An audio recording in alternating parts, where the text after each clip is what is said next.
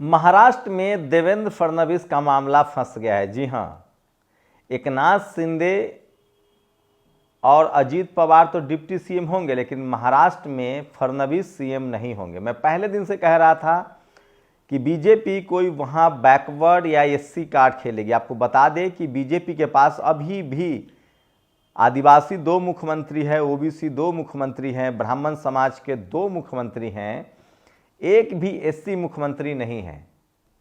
तो अपना damage control करने के लिए हो सकता है कि वहां ओबीसी या एससी मुख्यमंत्री मिले। नमस्कार, मैं शंभू कुमार सिंह और आप देख रहे हैं नेशनल दस्तक। आज संसद में अखिलेश यादव ने जमकर कोहराम मचा दिया। अखिलेश यादव ने संभल मुद्दे पर साफ साफ कहा कि जानबूझकर दंगा कराया गया, पुलिस की भूमिका की जांच हो, और ये सब कुछ इसलिए हुआ है कि योगी सरकार या योगी मुख्यमंत्री यूपी के रास्ते दिल्ली पहुंचना चाहते हैं। अखिलेश यादव ने एक तीर से 2 निशाना साधा। एक तो उन्होंने पुलिस को, योगी सरकार को कटघरे में खड़ा किया, साथ ही नरेंद्र मोदी को ये कहने की कोशिश की कि सावधान हो जाइए, आप ही के मॉडल को अपनाकर योगी जी यूपी आना चाहते हैं। वहीं गिरिराज सिंह पर अखिलेश जमकर बरसे। गिरिराज सिंह जैसे ही कुछ बोलने के लिए खड़ा हुए, अखिलेश यादव ने कहा कि आपकी यात्रा क्यों रुक गई, हमें पता है, अपनी यात्रा दूसरी तरफ ले जाओ। तो अखिलेश यादव के पास 37 सीटें हैं, वो आज रौद्र रूप में आए और मुस्लिम वोट उनके पास है और वो बना रहे, इसके लिए जमकर आज संसद में कोहराम काटा और संभल के मुद्दे पर उन्होंने संसद में अपनी आवाज़ उठाई और पूरे देश को मैसेज दिया कि वो अल्पसंख्यकों के साथ हैं। वहीं अखिलेश यादव ने कहा कि संभल में जिस तरह से पुलिस गाली गलौज कर रही है, वो सोचिए कि किस तरह के हालात हैं।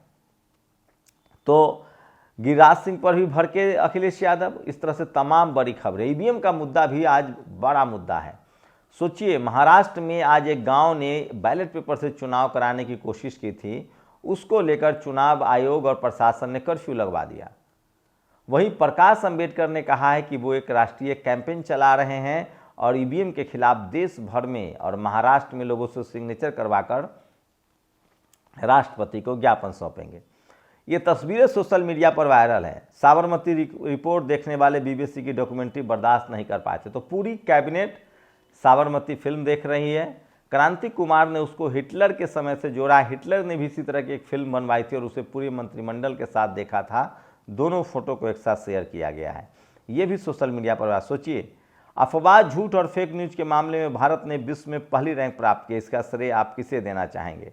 मोहम्मद जुबैर को लेकर बड़ी खबर आ रही है। मोहम्मद जुबैर के मामले से हाई कोर्ट के एक बेंच ने अपना नाम वापस ले लिया है। सोचिए किस तरह से पुलिस के खिलाफ हाई कोर्ट के जज भी अब इस मामले को सुनवाई नहीं कर रहे हैं। जुबैर ऑल्ट न्यूज के संस्थापक हैं, वो लगातार फैक्ट चेक करते हैं। यति नरसिंहानंद के वीडियो चलाने के लिए उन पर एफआईआर किया गया है। प्रकाश अंबेडकर ने ईवीएम के खिलाफ बड़ा आंदोलन शुरू किया है और देश भर में संगठन सिग्नेचर करवा रहे हैं। वहीं संसद में स्क्रीनशॉट देखिए किस तरह से राहुल गांधी के नेतृत्व में अडानी और अंबानी एक है, इसको लेकर एक बड़ा प्रोटेस्ट किया गया। ये संसद भवन के स्टिल शॉट्स दिखा रहा हूँ, जिसमें तमाम विपक्षी दल, संजय सिंह से लेकर चंद्रशेखर आज़ाद, पूरे इंडिया गठबंधन के लोग थे। और अखिलेश यादव ने आज जमकर जिस तरह से हमला किया संभल के मुद्दे पर, ये पूरा वीडियो सुनिए। इससे साफ है कि वो मुस्लिम समाज को अपने साथ बनाए रखना चाहते हैं। संभल जो इसलिए जाना जाता था कि भाईचारे के साथ वहाँ रहते हैं लोग। वहाँ अभी से नहीं, सदियों पुराना भाईचारा हजारों साल से इसी तरह रहते आए हैं। लेकिन अचानक ये जो घटना हुई है, ये सोची समझी रणनीति के तहत वेल प्लान्ड हुआ है और वहाँ के भाईचारे को गोली मारने का काम हुआ है। जो घटना हुई है वो सोची समझी साजिश है। वहाँ जो खुदाई की बात लगातार अध्यक्ष महोदय देश में कोने कोने पर भारतीय जनता पार्टी और उनके सहयोगी और समर्थक, शुभचिंतक बार बार खुदाई की जो बात कर रहे हैं अध्यक्ष महोदय, ये खुदाई जो है हमारे देश का सौहार्द, हमारे देश का भाईचारा, हमारे देश का गंगा जमनी तहजीब को खो देगा। मैं आपका धन्यवाद इसलिए भी देता हूं कि इस महत्वपूर्ण जो साजिश हुई, और वो साजिश सोची समझी इसलिए मैं बोल रहा हूँ, उत्तर प्रदेश का चुनाव था, पहले 13 तारीख को चुनाव होना था और 13 तारीख के चुनाव को उन्होंने बढ़ा करके 20 तारीख कर दिया। और इस जो घटना है मैं आपके सामने पढ़ना चाहता हूँ। अध्यक्ष महोदय, ये यात्रा रुकी क्यों नहीं है? यात्रा ले जाओ दूसरी तरफ।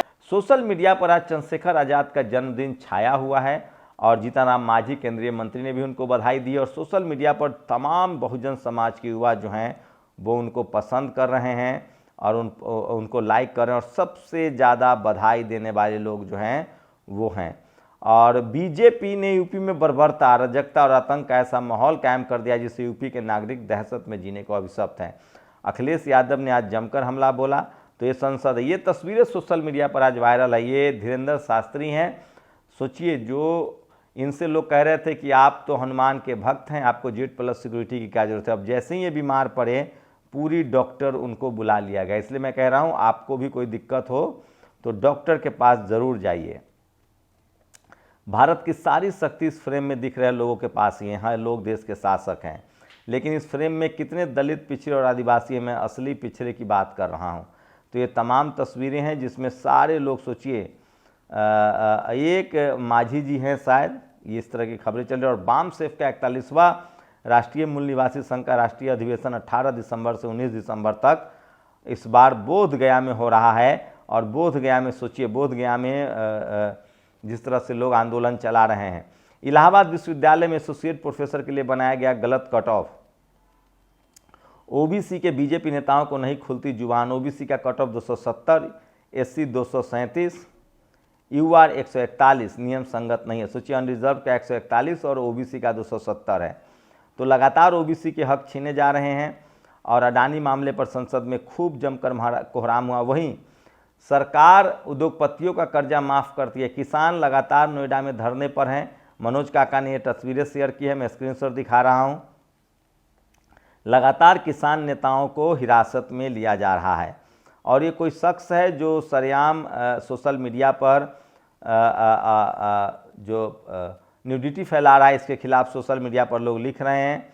वहीं बहुजन समाज की तरफ से बड़ी खबर है। वहीं महाराष्ट्र के मरकटवाड़ी गांव में चुनाव नहीं होने दिया गया, ये भी सबसे बड़ी खबर है जो सोशल मीडिया पर वायरल है। सुप्रीम कोर्ट ने कहा है कि 1500 वोट संभाल सकती है। एससी ने इसी से जवाब मांगा है इस पर। तो ये तमाम बड़ी खबरें हैं जो सोशल मीडिया पर वायरल है। तस्वीरें देखिए, किसानों को किस तरह से डिटेन किया गया है, स्क्रीनशॉट दिखा रहा हूँ। उठा के ले जाया जा रहा है। और आज चंद्रशेखर आज़ाद के जन्मदिन की बधाई देने से सोशल मीडिया भरा हुआ है।